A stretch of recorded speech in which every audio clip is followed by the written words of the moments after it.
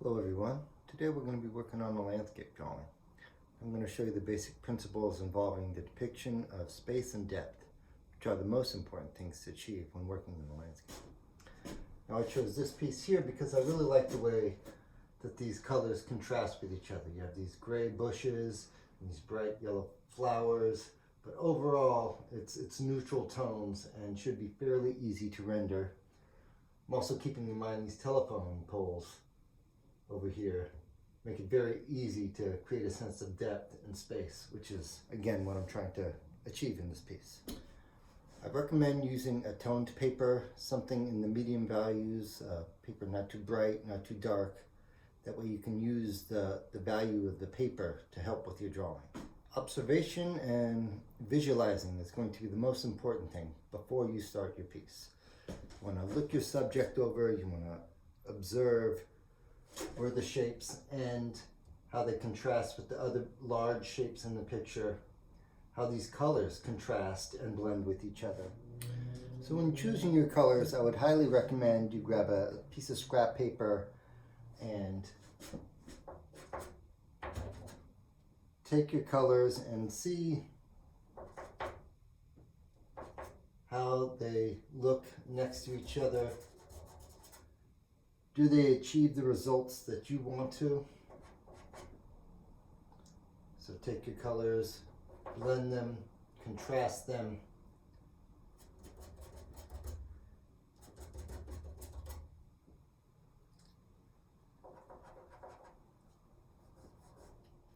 Now the first thing I'm going to do when I start this piece is to create a horizon line and a vanishing point. Now the horizon line is furthest point of my drawing on the ground. The vanishing point is the furthest point for the viewer, looking straight ahead, and everything else is going to be predicated on this vanishing point. All spectrum of the vision direct to this point. When you have that and you're happy with it, once you start putting in the big shapes, I'm going to use this green, very slightly putting it in.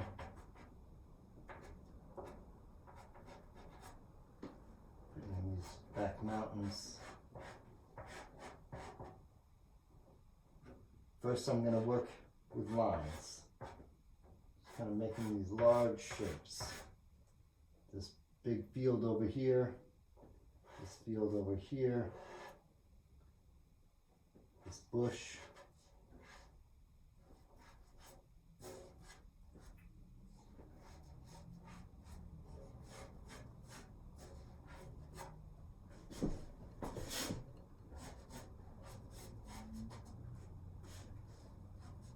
I've put my telephone poles in pencil.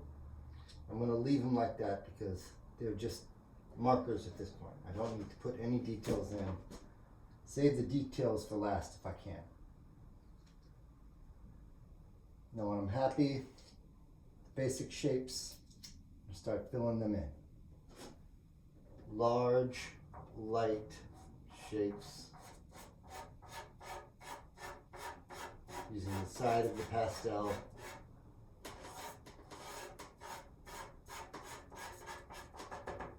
I'm seeing this bush in the front and these mountains in the back as one large space, one large shape.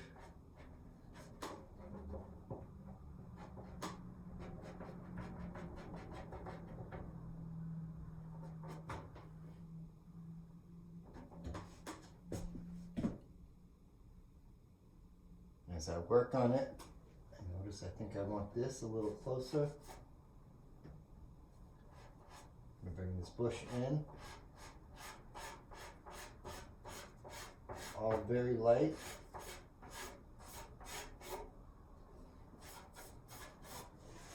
I'm going to get my cotton.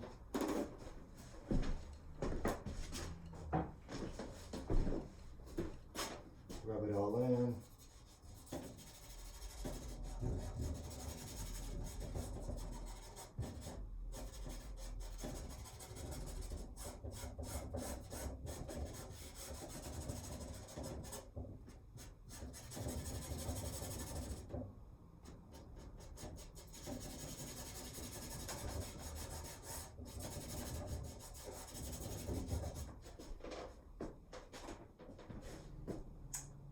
So I've started with my dark tones first, and then as I progress, I'll be putting in the shades lighter and lighter. Right now I'm going to go with the mid-tones. I'll be putting in these browns and grays. I'll start at the roots, which are going to be dark, and just little marks back and forth. Don't have to be very particular.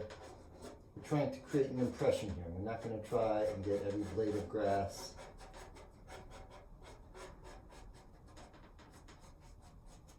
As I'm doing this, I'm looking for shapes.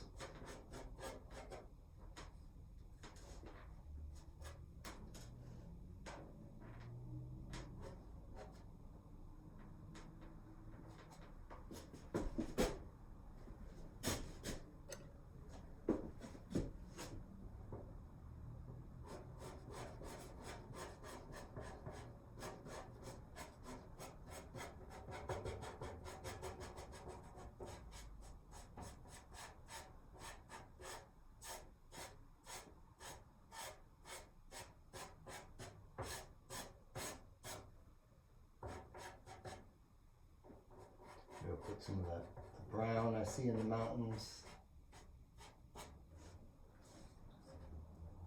Now I'm tempted to put in some of these lights in these bushes, but they're not necessary. I don't need to put them in. I'll wait until I really feel like I need to explain them. Right now I want to get the big impression of this picture, which is, as I see it, just a field of brown and green. And as I progress, start to break it down further. Put in some of this gray. And big, large. Not pressing very hard.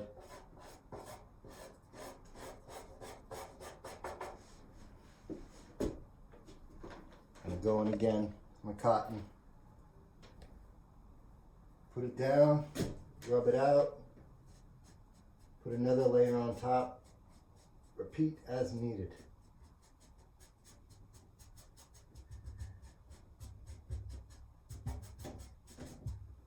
Maybe I'll put in some of the green. As I look at this, I see like an arrow shape. So put that in.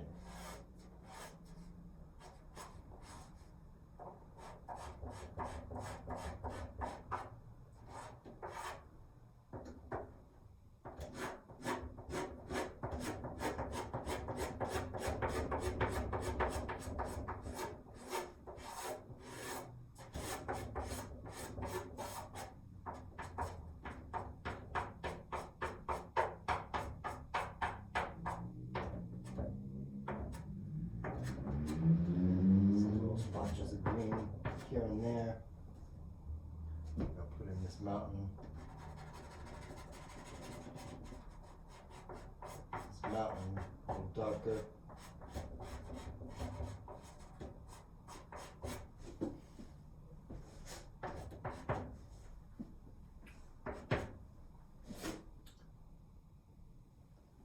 As I'm looking at this, I've decided that I don't want all these homes in here. I find them distracting. So I'm just going to omit them, and hopefully I can get away with it.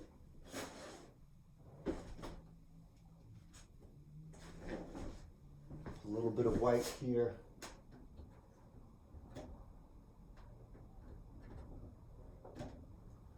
Just to suggest their existence.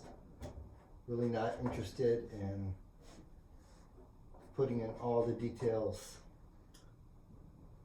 And these are the different subjective things that you guys can decide what you want in your piece, what you don't. Some things are going to be non-negotiable, like the sky and the foreground and the mountains, but some of the stuff you can pick and choose what you add.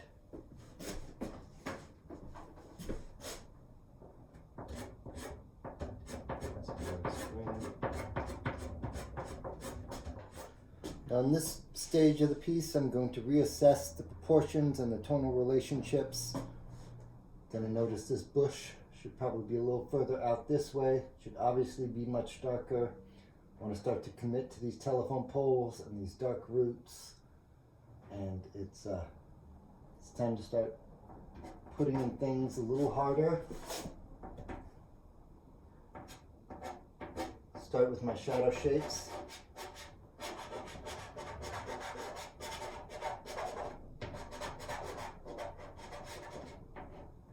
And go in the background, just put in light marks.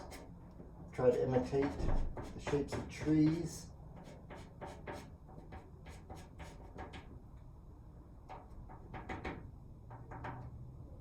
Using the side of my pastel. Maybe put a little bit of some of these trees on the mountaintop. Some of them in the distance. Just smudges.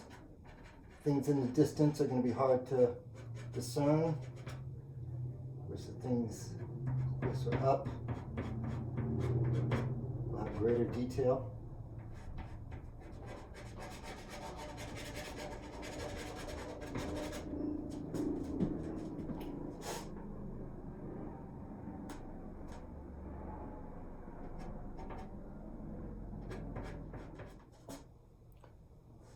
For these telephone poles, I'm going to use something like a ruler.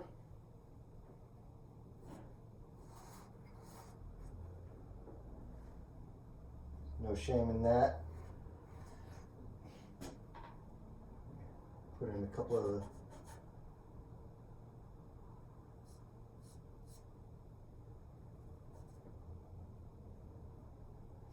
put some more roots over here.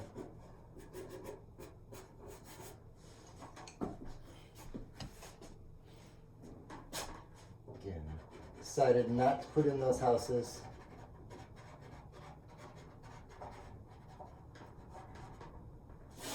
Use the sharp point here to go into my dark colors with the lighter so that it overlaps. It's a little too dark. Lighten it up with my finger.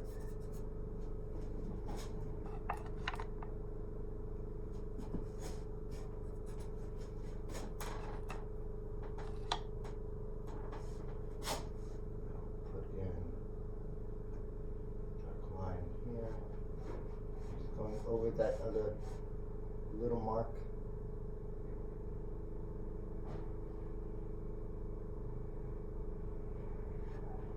See over here, I've made a mistake.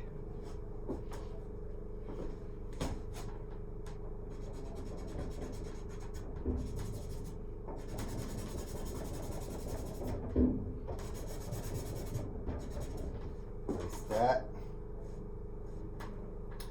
Time to put in a little sky.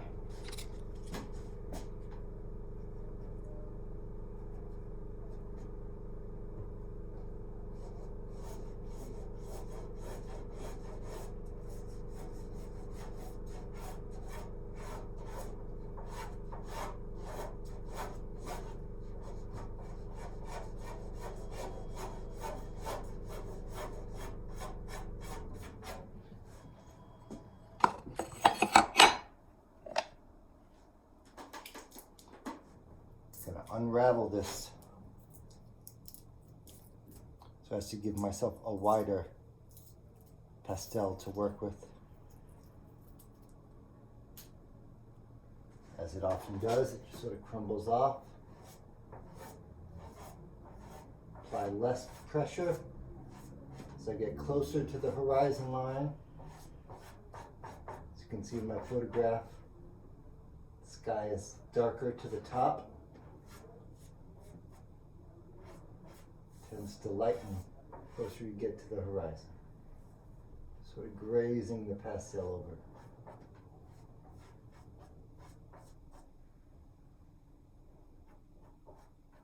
In retrospect, I wish I would have done this prior to putting in those telephone poles.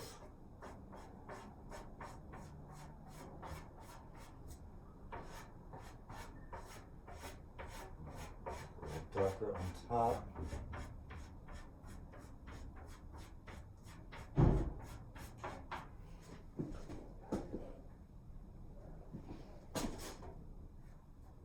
starting to take shape, huh? Maybe put in some of these flowers. And I'm going to put them in, not as individual flowers, but as big swaths, big patches of color.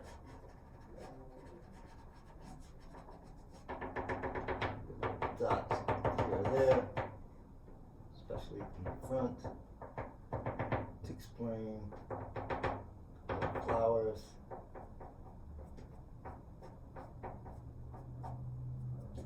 Yeah, not looking at them as individual flowers, seeing this big rectangle here, sort of oblong shape, said, almost like an arrow.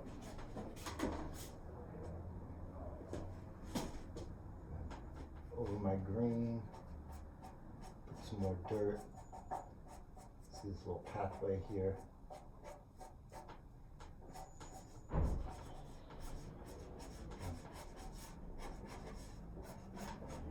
This is some of that layering I was talking about. Just putting this straight into the yellow and the green, not blending it with my fingers.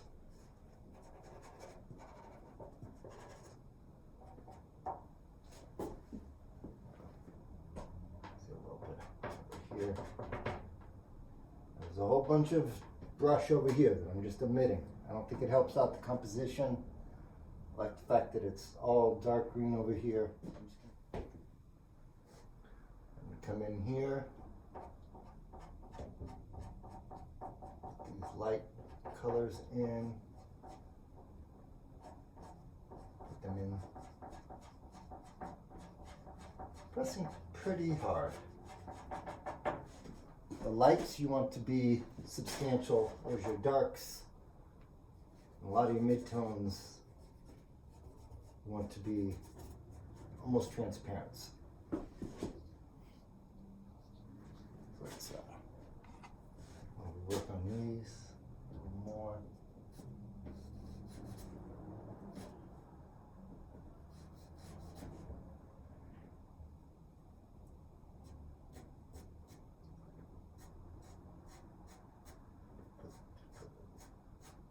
Dark stripe all the way down as the shaded part of this telephone pole. Now I can barely make out these telephone poles, but I like the fact that they create a sense of depth, so I'm going to add them. Some shrubbery underneath. Now I'm starting to think, what do I need to make this piece finished?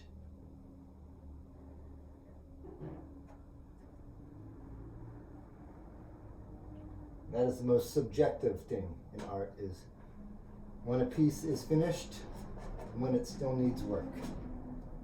Now, some people might want to put this white value in, some people might want to do all of these lighter values. I don't really think they're necessary for the sketch. I don't think they're going to really help out the process. They'll just make things confusing. I'm just going to go back and forth, and I can do this all day. Really feel like this is the basic properties of a landscape. So I hope this is helpful. I hope that you have learned a little bit about tonal values and color, and you're feeling a little more comfortable and confident working with pastels. Our next assignment is going to be a portrait. See you then.